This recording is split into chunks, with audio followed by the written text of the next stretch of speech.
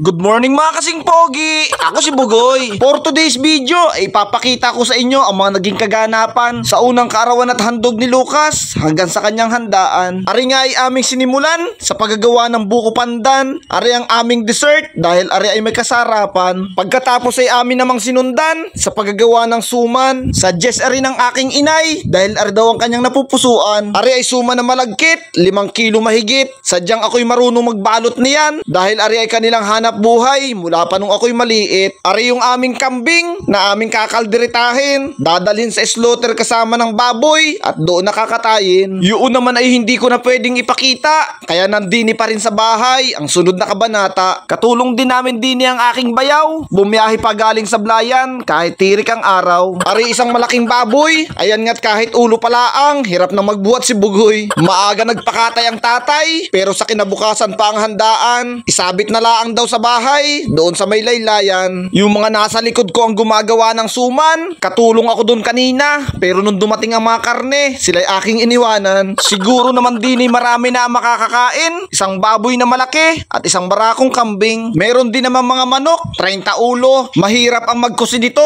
mabuti na laang at marami ang tao. Napapadali ang gawain kapag nagtutulungan. Kaya salamat sa aking mga kababayan. Meron pang taga Batangas, meron ding taga Sablayan. Pagdating ko sa bahay, nandito na rin ang taga-catering services na mag-aayos. Tumulong lang ako sa pagtatayo ng tent dahil sila'y dadalwa at ang mapabilis ang pagkilos. Uumpisahan na daw ang tadtaran dahil dumarami na ang dumarating na manunulungan. Sa kabilang banda naman ay mga kababaihan na nagpupunas ng suman. Nandini na rin nga pala ang aking hipag at ang aking biyanan. Kararating laang galing sa bayan ng Sablayan. Busy ang lahat. Ang aking asawa naman ay naghahanda ng pandekorasyon na lobo. Kaya ayan, puro kalat. Ari namang mga manok ang aking tatadtarin. Ang iba ay pang apritada, ang iba ay piprituhin. Habang tinatadtad ko are, dumating naman ang aking isang kapatid galing sa Batangas. Kaya kakoy siya na ang magmarinade na re at siya na rin ang magprito bukas. Nandini rin si Lucas, karga ng kanyang tita. Ayan nga't medyo paiyak na dahil hindi pa sila magkakilala. Talagang aabutin ang gabi. Ari naman ang inaasahang mangyayari. Yung aking bayaw ay nagluluto ng sampay ni. Yung kapatid ko naman ay pinapaiga yung mga karne. Siya rin ang nakatuka sa pagtatadtad ng mga buto para naman hindi sayang ang laki ng kanyang mga braso. Dini naman ay nagbabalot sila ng lumpiang Shanghai sa pangunguna ni Tita Babes, si Joy at si Tatay. Si Tia Billy naman ang naghihimay. Tapos ng lahat ang mga gagayatin, naghihintay na lang kaming maluto ang pang-ulam para lahat ay makakain. Ari ay didinuganin, pero para sa mga hindi kumakain ng dugo, ako ay maghihiwalay na parang kilawin. Meron din dining sampay ning kambing para sa mga hindi kumakain ng baboy. Nandinin na rin ang mga maestro kusinero, hindi na mahihirapan si Bugoy. Nakakain na ang bawat isa,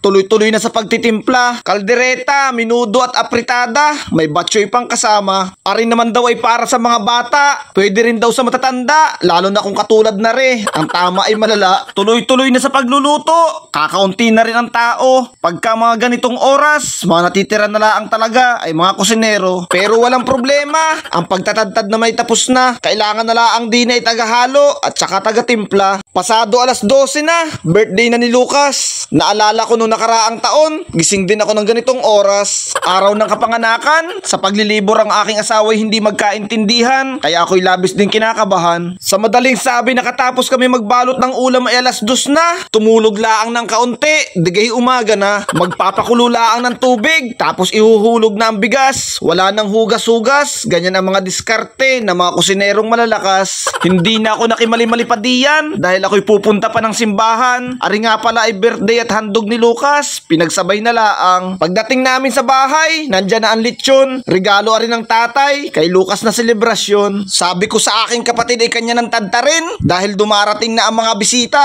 para lahat ay makakain. Nandyan na rin ang ibang tropa na aking inimbitahan. Kakoy pagtapos ng activity nyo, dito na kayo sa amin magtanghalian. Dahil ari ay para sa lahat, walang pinipili. Ano man ang kulay ng iyong balat, itim man yan or puti. Habang nagkakainan, namimigay naman ako ng souvenir.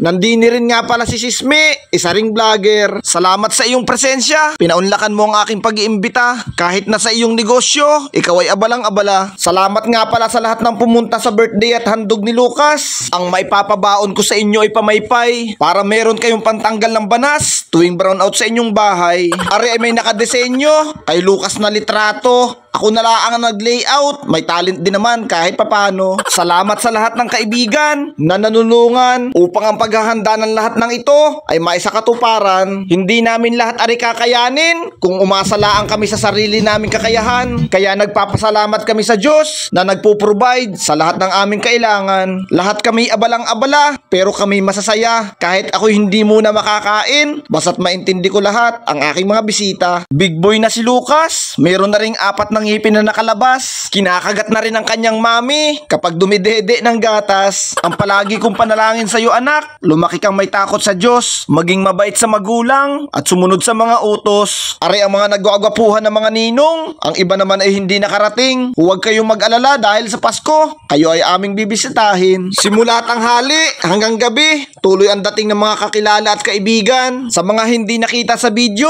ay pasensya na laang. Kinabukasan, dahil meron pang natitira, ang selebrasyon para kay Lucas ay extended pa. Biglang nagkayayaan maligo sa dagat kasama ang pamilya para bago mag-uwian sa kanya-kanyang probinsya, makapag-outing muna. Sige ho, God bless sa lahat. Hanggang din na lang. Salamat ng marami sa inyong panonood. Paalam!